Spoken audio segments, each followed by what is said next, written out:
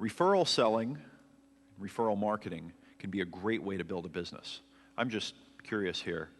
Who gets a lot of business from referrals? A lot of business. Okay, good.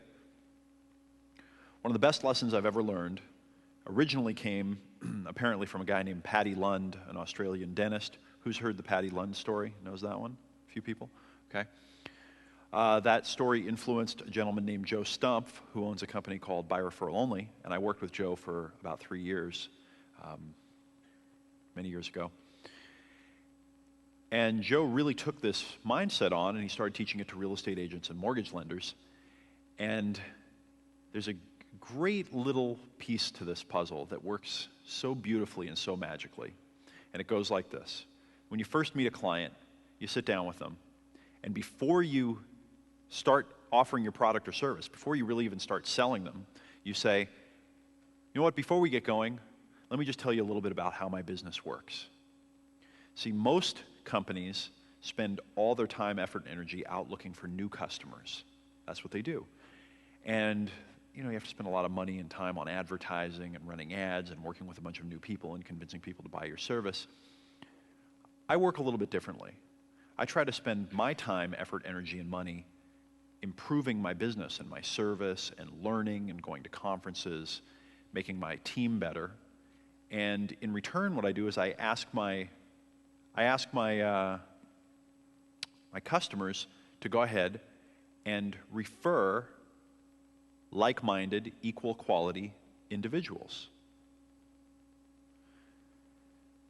This way, it perpetuates the cycle, and I don't have to be out knocking on doors, I don't have to be out running ads, and I can just offer great service to you. So I'll make you a deal.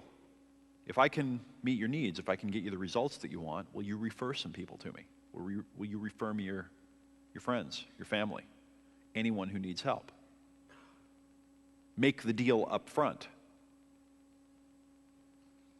And what I saw in real estate a lot, and they have tremendous success to this day, a lot of real estate agents will walk out of a home listing appointment or out of a buyer agent appointment with the contract and with referrals.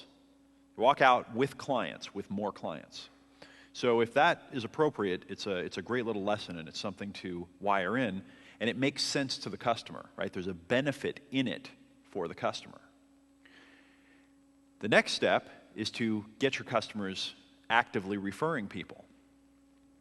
And I learned a valuable lesson, some of it from working with Joe and some of it from just observing people.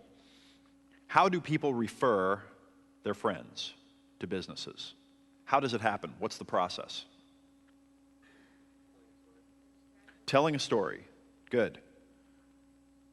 Right?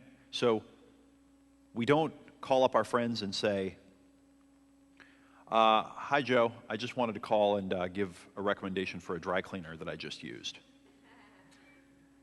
Right? That's just not the way it's done. It's, Joe, hey, what's up? Yeah, I'm having a rough day too.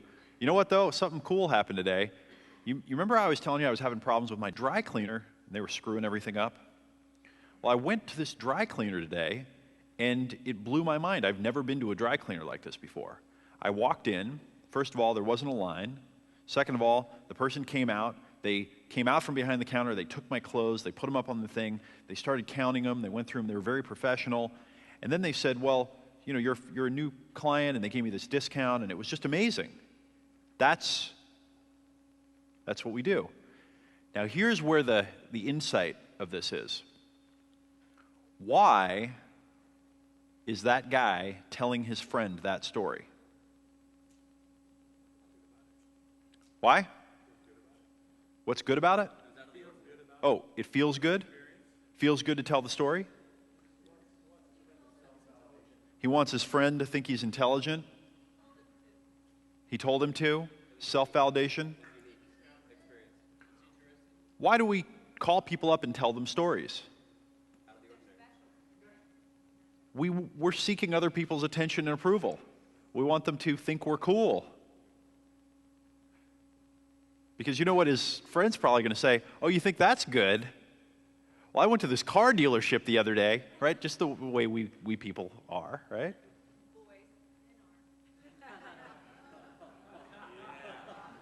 Hey, the example was 2 men.